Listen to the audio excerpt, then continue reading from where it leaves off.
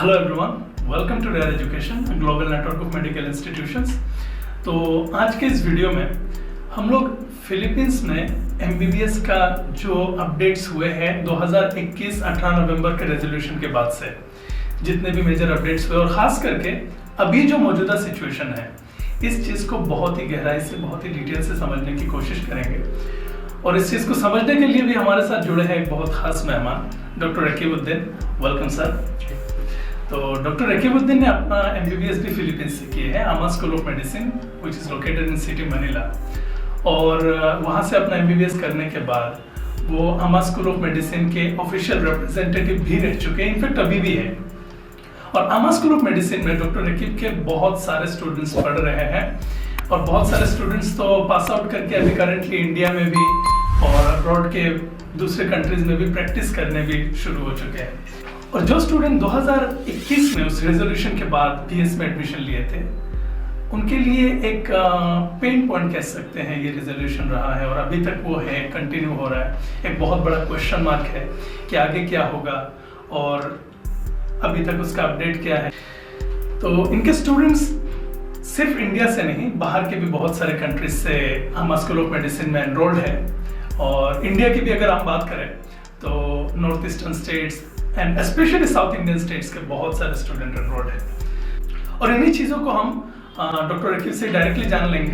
बहुत frequently connected रहते हैं कॉलेज के हायर अथॉरिटीज से, फिलीपींस के एम्बेसडर्स से, और भी बहुत बड़े बड़े हायर अथॉरिटीज से कंटिन्यूस इनके कनेक्शंस है, क्योंकि ऑब्वियसली इनका भी एक जिम्मेदारी है अपने स्टूडेंट्स के।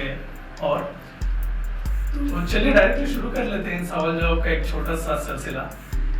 पहले तो मैं ये जानना चाहूंगा, फिलीपींस में इंडिया से एमबीबीएस करने के लिए लास्ट बैच कब गया था?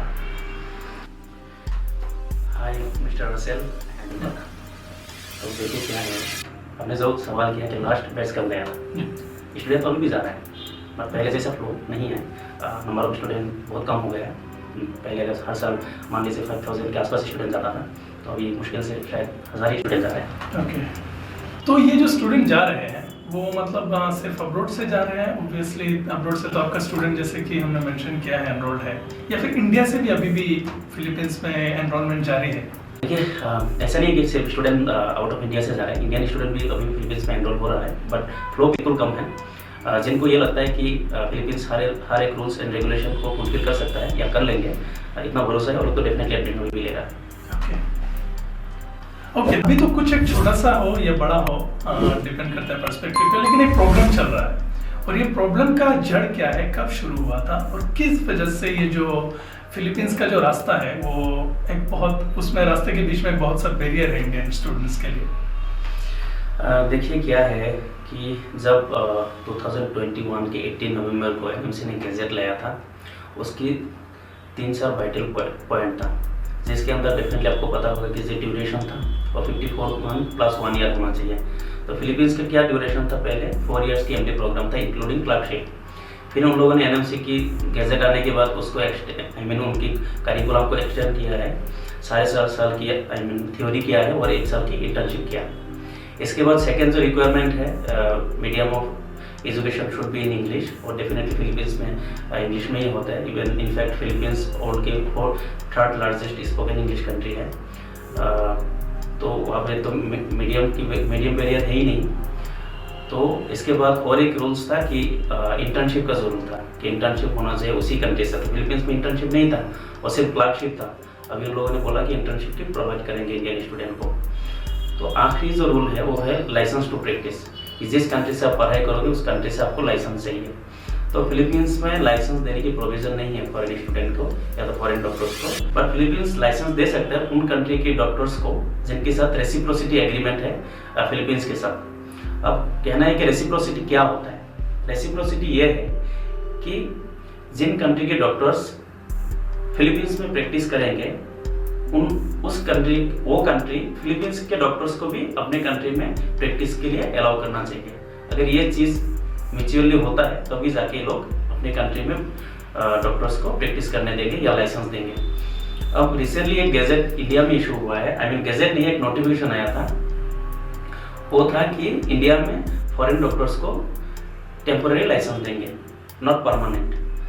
तो फिलीपींस कहता है कि समहाउ ये हमारी रेसिप्रोसिटी को फुलफिल करता है, पर रेसिप्रोसिटी में ऐसे बहुत सारे पॉइंट हैं कि फिलिपिनो सिटीजन होना चाहिए, वहाँ पे आपको या तो ये 1959 एक्ट को फुलफिल करने के लिए जो लंबा गाइडलाइंस है, एक्चुअली मुझे भी उतना याद नहीं है, जब मैं पढ़ता हूँ तो याद रहता है। तो कहने का मतलब यही है कि अगर फिलीपींस में प्रैक्टिस करना है 1959 एक्ट को फुलफिल करना होगा। तो इसका मतलब ये है कि फिलीपींस करंटली एनएमसी का जितने गाइडलाइंस है सब फुलफिल कर रहा है, लेकिन इंडियन स्टूडेंट को वहाँ पे प्रैक्टिस टू लाइसेंस मिलेगा नहीं। फिर तो अगर ऐसा हुआ तो वहाँ पे तो जाना बेकार हो जाएगा, क्योंकि इंडिया में आके तो वो लोग प्रैक्टिस नहीं कर सकते। देखिए क्या है, अगर फिलीपींस को इंडियन स्टूडेंट की पैसा चाहिए, जैसे कि आप जानते हो कि फिलीपींस में फिलीपींस के जो रेवेन्यू है या उनकी जो जीडीपी है, इंडियन स्टूडेंट की ट्यूशन फी या तो उनकी पैसे के ऊपर बहुत ज़्यादा डिपेंड करता है।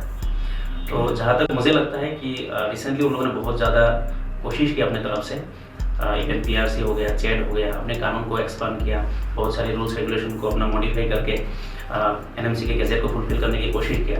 लेकिन ये जो 1959 एक्ट है, उस एक्ट में जाके लोग थोड़ा फंस गया है। जुलाई में इन लोगों ने प्रेसिडेंट को भी लेटर लिखा था, जो फिलीपींस के प्रेसिडेंट है उनको, कि इंडियन स्टूडेंट ना आने की वजह से फिलीपींस को बहुत ज़्यादा फाइनेंशियली नुकसान हो रहा है, और उस बिहाफ पे इसके ऊपर थोड़ा बहुत कंसिडरेशन किया जाए और इस एक्ट के ऊपर कुछ डिस्कस करके इंडियन स्टूडेंट की जितना भी रिक्वायरमेंट है पूरा फुलफिल किया जाए।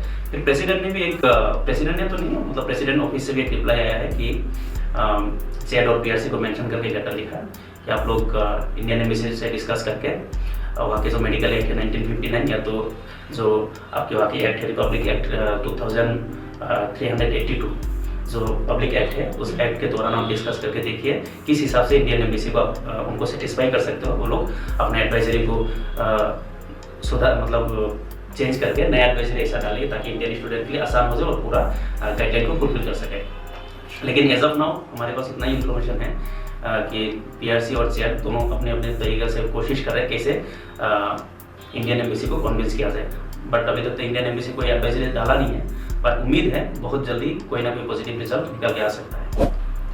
तो मोटा मोटी तौर पे अगर इस बात को समझे तो फिलीपींस अगर इंडियन स्टूडेंट्स का पैसा चाहिए फिलीपींस को, तो वो लोग कुछ ना कुछ करके इन कानून में सुधार लाएंगे, क्योंकि हर गवर्नमेंट का ऑब्वियसली ये जो रेमिटेंस है, इकोनॉमी है, उस पर तो बहुत गौर करना पड़ता है। और ये मुझे जितना समझ में आया आपके बातों से, इंडियन स्टूडेंट को रोक के तो फिलीपींस को कोई फायदा होने वाला है नहीं। और ये छोटा सा एक रूल है, उसको अगर वो लोग एडजस्ट कर लेंगे तो इसका मतलब इंडियन स्टूडेंट आराम से जाके फिलीपींस में अपना एमबीबीएस कर सकते हैं, वापस इंडिया में भी आके वो लोग अपना जो मेडिसिन का सॉरी एज ए डॉक्टर वो लोग इंडिया में वापस आके तो वो लोग प्रैक्टिस कर पाएंगे। Correct me if I am wrong. देखिए क्या है, हो सकता है उस एक्ट में कोई सुधार ना करे, उस एक्ट को ऐसे ही रहने दे, इसके साथ कुछ ऐसा वो लोग कानून बना ले कि जो स्टूडेंट फिलीपींस से पास आउट होंगे उनके लिए ये एक्ट एप्लीकेबल नहीं है। मैंने ये बारबेली सुना है, इसके ऊपर भी डिस्कशन चल रहा है, बट ऑफिशियली कोई नोटिस तो मेरे पास है नहीं। या तो ऐसा भी हो सकता है कि वो लोग अपने आप को इस प्रकार से मॉडिफाई करें कि इंडियन स्टूडेंट को प्रैक्टिस करने के लिए वहाँ पे अलाउ जरूर करेंगे, but subject to immigration law, जैसे बांग्लादेश ने किया है, ऐसा भी कर सकता है। तो डेफिनेटली तो मैं कुछ भी नहीं कह सकता एज ऑफ नाउ, क्योंकि मेरे पास भी ऐसा कोई लेटर नहीं है कि इंडियन स्टूडेंट को इस बेस पे अलाउ कर देंगे। बट जस्ट इतना ही मैं कहना चाहूँगा सारे स्टूडेंट को, जो स्टूडेंट एग्जिस्टिंग है या नया जाने वाला है, अगर आप लोग एडमिशन ले रहे हो तो इतना आपको कॉन्फिडेंस जरूर होना चाहिए कि फिलीपींस कुछ ना कुछ करके अपने कानून को बदलाव करेंगे या तो इंडियन स्टूडेंट के फेवर में कोई ना कोई रूल्स जरूर बनाएंगे। जहाँ तक आप देखोगे फिलीपींस में पहले तो सिर्फ 4 ईयर्स की डिग्री है, इतना मॉडिफाई किया उन लोगों ने, तो मॉडिफाई आधा अधूरा करके तो रखेगा नहीं। डेफिनेटली उन पूरा कानून को उन लोग अपने फेवर में, इंडियन स्टूडेंट के फेवर में ही लाना चाहते हैं, क्योंकि उनको इंडियन स्टूडेंट की ज़रूरत बहुत ज़्यादा है। आपके बातों से जितना हमें समझ में आया अभी तक वो ये है कि फिलीपींस बहुत मेजर अपडेट कर रहा है अपना सिस्टम में एनएमसी के गाइडलाइन को, यानी इंडिया का जो गाइडलाइन है उनको मैच करने के लिए।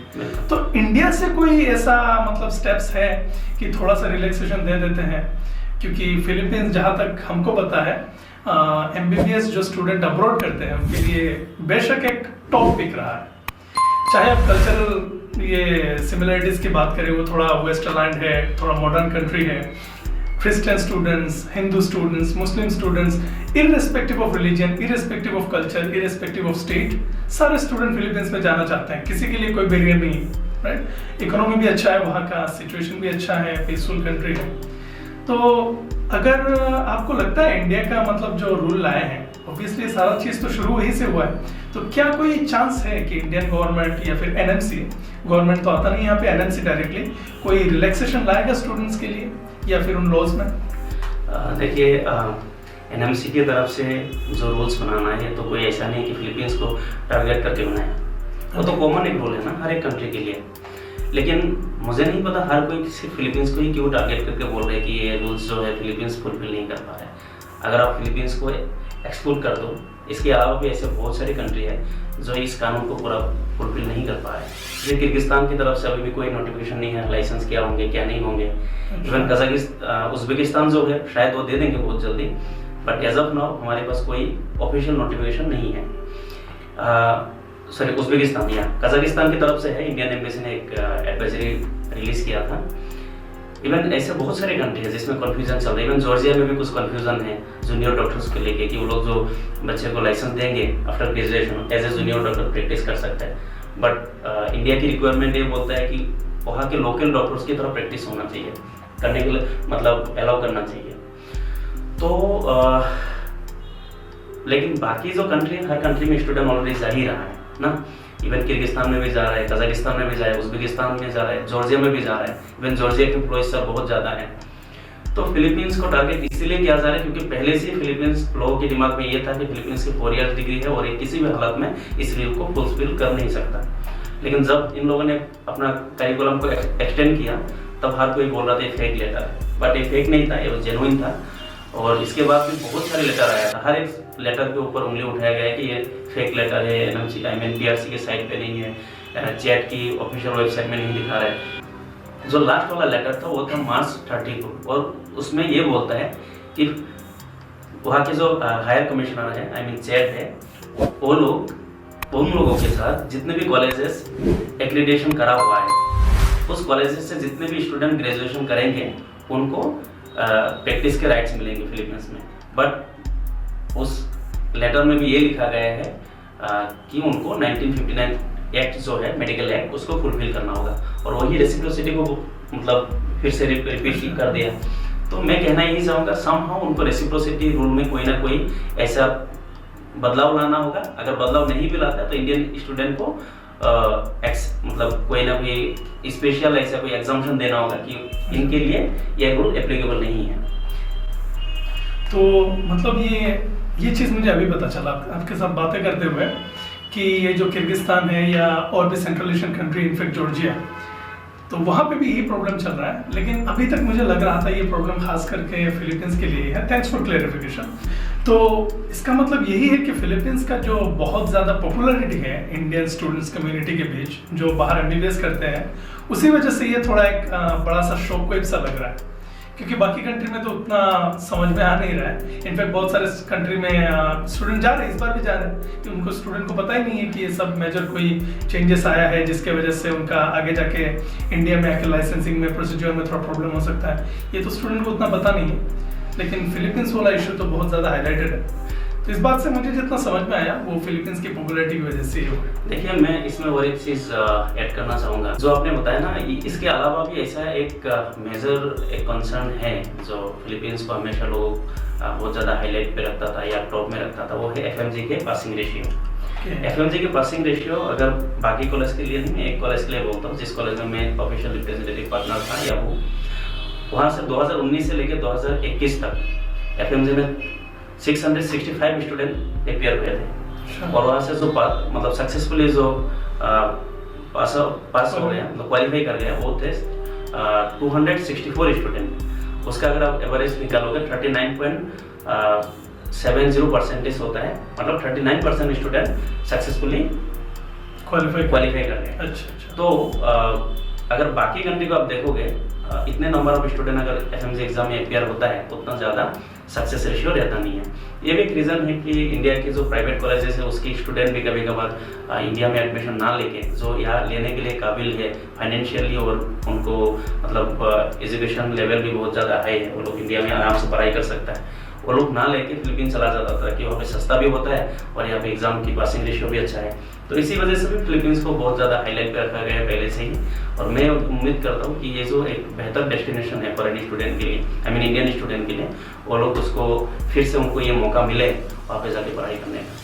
तो इसीलिए मैं फिलीपींस गवर्नमेंट से भी एक्सपेक्टेशन मैं हमेशा रखता हूँ कि वो लोग जितना जल्दी हो सके, इवन ये तो बहुत ज़्यादा ग्रीन सिग्नल है कि प्रेसिडेंट ऑफिस से भी ये लेटर आया है कि वो लोग अपना कानून को जैसे भी वो मॉडिफाई करके या उनको इंडियन एम्बेसी जैसे रिक्वायरमेंट्स आता है उसको फुलफिल करके इंडियन स्टूडेंट के लिए फिर से फिलीपींस का जो दरवाज़ा है उसको ओपन किया जाए।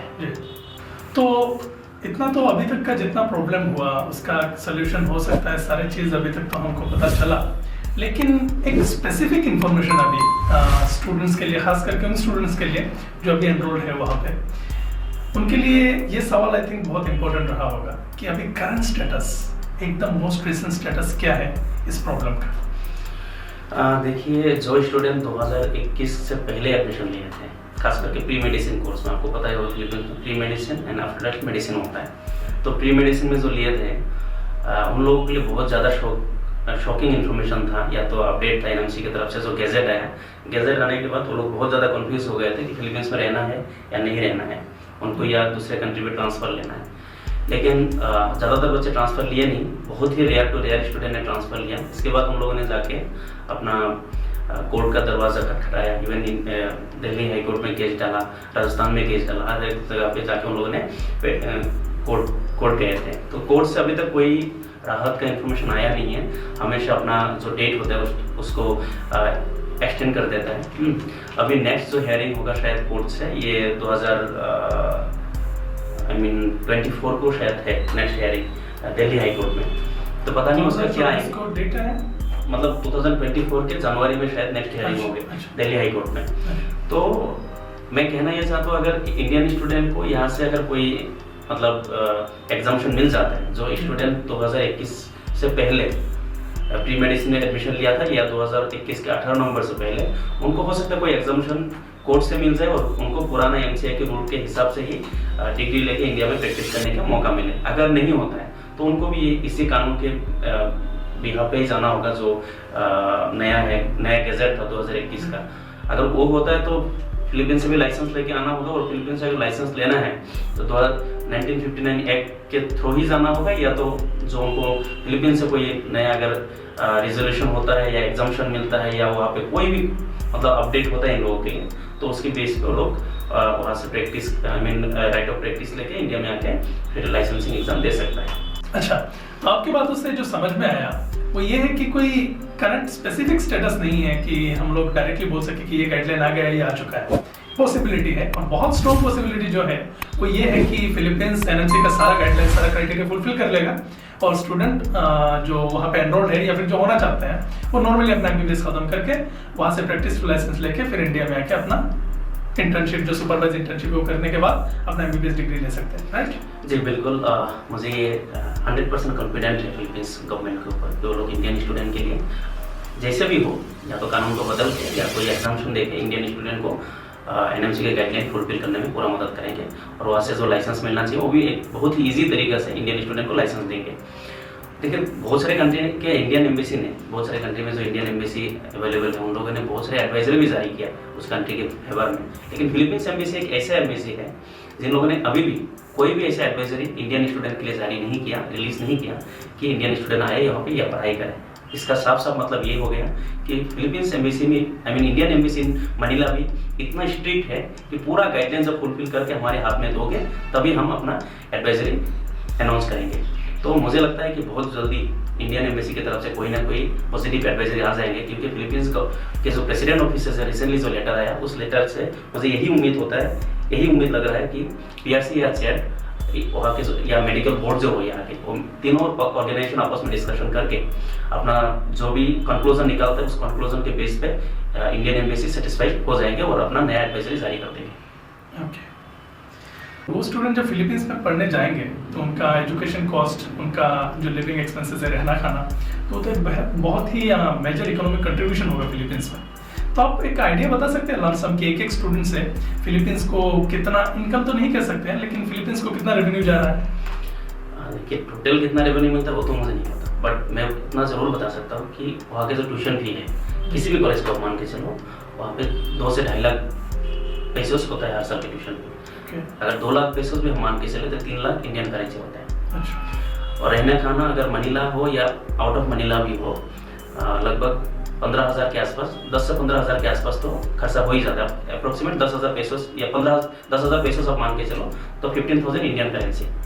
तो उसको अगर आप मल्टीप्लाई करोगे तो डेफिनेटली जो नंबर निकलेगा वो एक ह्यूज अमाउंट होगी ना जी। तो 1,80,000 उनका मतलब रहना खाना में, फिर 3 लाख उनका एजुकेशन में, तो सालाना एक स्टूडेंट फिलीपींस की इकोनॉमी को जो फायदा पहुंच रहा है वो लगभग 4 लाख या 4.5 से 5 लाख रुपए का है। तो एक स्टूडेंट से अगर 4.5 से 5 लाख है तो 10,000 से मल्टीप्लाई कीजिए, जो नंबर आ रहा है काफी बड़ा है। तो इतना बड़ा इकोनॉमिक सेक्रीफाइस तो कोई भी गवर्नमेंट करना नहीं चाहेगा। एक लॉजिकल कंक्लूजन है ये चीजों का। देखिए ये तो हो गया आपकी 2 साल की नंबर आप बता रहे हैं। अगर इसको आप 5 ईयर्स से मल्टीप्लाई करो, हर साल अगर मान लो 4,000 एडमिशन हो रहा है फिलीपींस में, तो 5 ईयर्स से कितना होता है? 20,000 होता है। 20,000 एक साथ हो गया और 20,000 को आप एक साथ मल्टीप्लाई करो तो बहुत अमाउंट है। ऑलमोस्ट किसी छोटा मोटा एक स्टेट का जीडीपी के बराबर हो रहा है।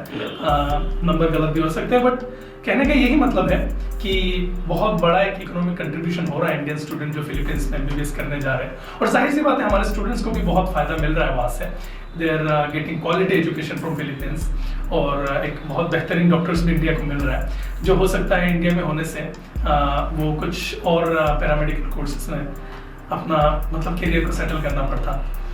तो ठीक है, ये बहुत ही इंपॉर्टेंट इंफॉर्मेशन रहा है अभी तक। तो इस इंटरव्यू को आगे ले जाने के लिए हम एक थोड़ा नए स्टाइल ऑफ क्वेश्चंस पे जाएंगे। तो अभी तक तो हम लोग फिलीपींस में जो एनएमसी के गाइडलाइन के फुलफिलमेंट को लेकर जितने प्रॉब्लम्स हुए हैं उनको लेकर डिस्कशन की है, और यहाँ तक के डिस्कशन से आई थिंक स्टूडेंट को एक लॉजिकल अपना कंक्लूजन बनाने का इंफॉर्मेशन मिल चुका होगा। लेकिन कुछ स्टूडेंट ऐसे भी हैं जो जाना चाहते हैं और ये प्रॉब्लम उनके आगे एक बड़ा क्वेश्चन मार्क रह रहा है। तो उनके लिए भी थोड़ा एडिशनल इन्फॉर्मेशन हम लोग लेके आए हैं, क्योंकि डॉक्टर साहब बड़े मुश्किल से मिलते हैं, बड़े बिजी हैं। तो आज आए हैं तो हम फिलीपींस के बारे में और भी कुछ इन्फॉर्मेशन ले लेते हैं, खास करके वहाँ का एकेडमिक एंड मेडिकल जो प्रैक्टिस और जितना इंटर्नशिप का ड्यूरेशन का जितना चीज़ें हैं उनको थोड़ा जान लेते हैं हम लोग। तो डॉक्टर साहब वहाँ पे जो एनएमसी का जितने गाइडलाइंस है, गाइडलाइन के तहत जितने सब्जेक्ट स्केड्यूल 1 में आई थिंक 19 सब्जेक्ट मेंशन्ड है, तो सारे के सारे मतलब सब्जेक्ट वहाँ पे कवर किया जाता है सारे कॉलेजेस में?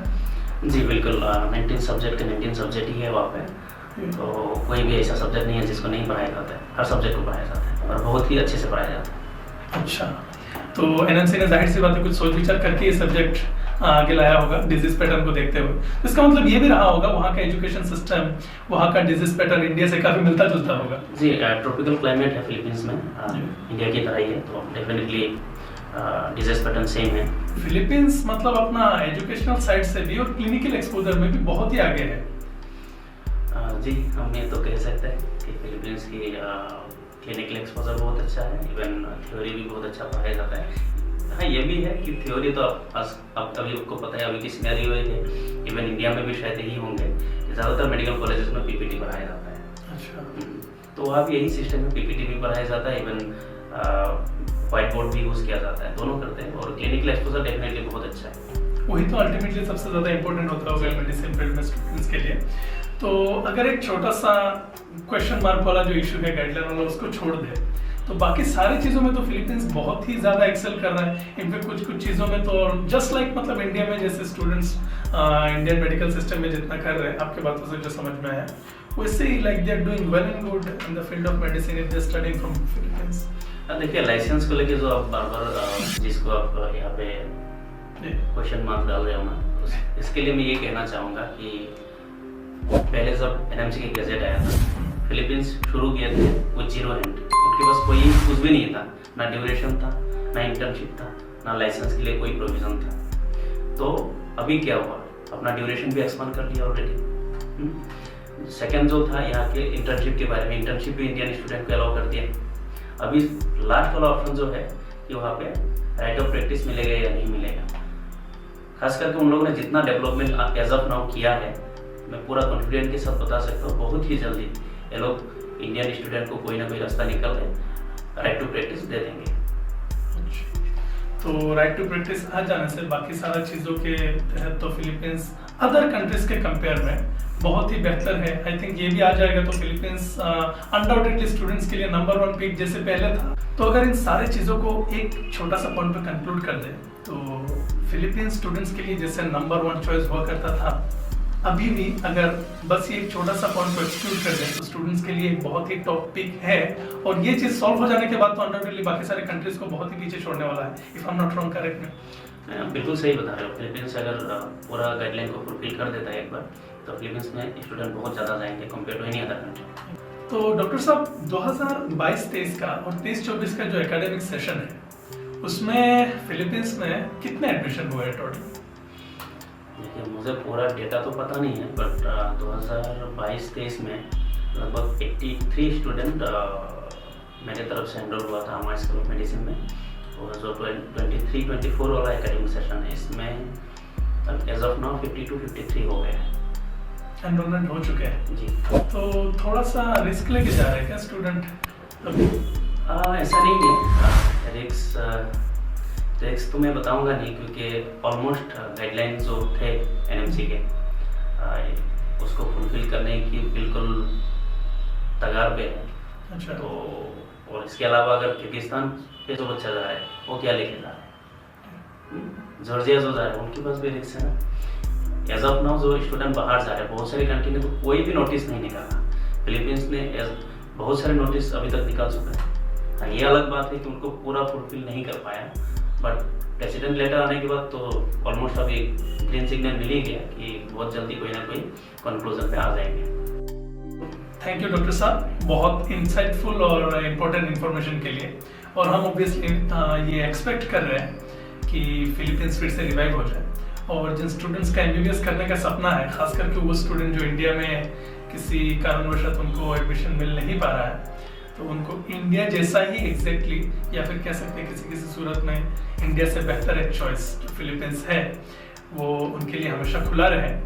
तो यही हम उम्मीद करते हैं और आप भी ऑब्वियसली हम तो हमसे ज़्यादा उम्मीद लगाए हैं इस चीज़ पे।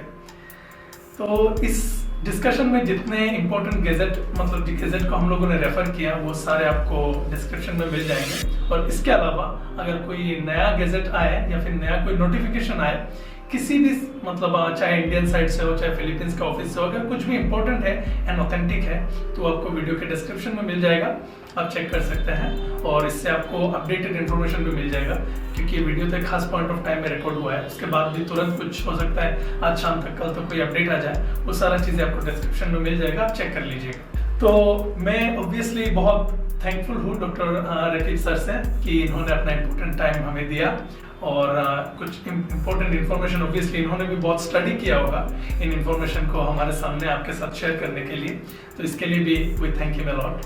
एंड जितने स्टूडेंट हैं जो इनसे गाइडेंस ले रहे हैं वो उनसे तो जुड़े हैं, हमारे साथ वीडियो में भी जुड़े रह सकते हैं। हम कोशिश करेंगे अगर कोई मेजर अपडेट आए तो तुरंत डॉक्टर साहब को चाहे वर्चुअली ही सही तुरंत उनको ले लेंगे और उनको लेके मतलब एक इसी तरह से एक छोटा सा इंसाइटफुल और इम्पोर्टेंट वे में इसको डिस्कस कर लेंगे ताकि स्टूडेंट्स को authentic information time to time मिलता रहे। तो वीडियो को कंक्लूड करने से पहले हम चाहेंगे कि डॉक्टर साहब अपने स्टूडेंट्स को और जितने स्टूडेंट एमबीबीएस फिलीपींस से करना चाह रहे हैं उनके लिए कुछ एक मैसेज दे दें प्लीज डॉक्टर साहब। जी सबसे पहले तो मैं उनको बोलना चाहूँगा जो ऑलरेडी एग्जिस्टिंग स्टूडेंट है जो 2021 से पहले प्री मेडिसिन में एडमिशन लिया था या बाद में भी जो लिया, उनको बोलना चाहूँगा जो 2021 से पहले या उसके बाद भी जो एडमिशन लिया उनको मैं ये मैसेज ज़रूर देना चाहूँगा कि आप लोग बिल्कुल बेफिक्र रहिए और अपना पढ़ाई बहुत ध्यान से करते रहिए, ज़रूर कोई ना कोई पॉजिटिव रिजल्ट बहुत जल्दी आ जाएंगे। और जो आने वाले स्टूडेंट है या जो अभी जाना चाहते हैं आप लोग अपनी करेंट सिनेरियो देख लीजिए, अगर आपको कोई ऐसा नहीं लगता है कि हम लोग बहुत ज़्यादा मुसीबत में जा रहे हैं तो आप लोग ज़रूर एडमिशन ले सकते हैं। और जो हमारी अभी इस वीडियो को देखेंगे मैं हर एक स्टूडेंट को यही कहना चाहूँगा आप कोशिश कीजिए ज़्यादा से ज़्यादा पढ़ाई करके इंडिया की गवर्नमेंट कॉलेज में आपको सीट मिल जाए। ये एक यूनिक मैसेज है क्योंकि जो जिनका स्टूडेंट्स एनरोलमेंट बाहर ले रहे हैं वो लोग ऑब्वियसली ऐसा मैसेज देते नहीं है कि आपको गवर्नमेंट में मिल जाए, तो इससे आपका बड़ापन का भी पता चलता है। आई होप स्टूडेंट ऑब्वियसली हमारा भी ये चाहत है कि गवर्नमेंट कॉलेजेस में जिनको मिल रहा है वो मिल जाए। लेकिन हाँ, ऑब्वियसली ये भी एक सवाल है कि number of students appearing every year versus number of seats we have in Indian medical college. तो इस वजह से कुछ स्टूडेंट्स शायद पूरा टैलेंट होते हुए भी ऐसे रह जाएंगे जो यहाँ पे एनरोलमेंट हासिल ना कर पाए। और उनमें से जो बहुत ही जुनून वाले हैं, जिनका बचपन से ये ख्याल रहा है और बहुत ट्राई कर चुके हैं, अपना बेस्ट दे चुके हैं, उन लोगों के लिए फिलीपींस अनडाउटेडली एक बेस्ट चॉइस है। We would recommend that. ठीक है रसेल जी, आपका बहुत बहुत धन्यवाद कि आपने इस वीडियोस को बनाने के लिए जो भी एफर्ट आपने डाला है हमारी स्टूडेंट को, ताकि ऑथेंटिकेट इन्फॉर्मेशन मिल सके। और एट द सेम टाइम मैं अपने स्टूडेंट को यही बोलना चाहूँगा, आप लोग बिल्कुल बेफिक्र रहिए और अपना हार्डवर्क करते रहिए।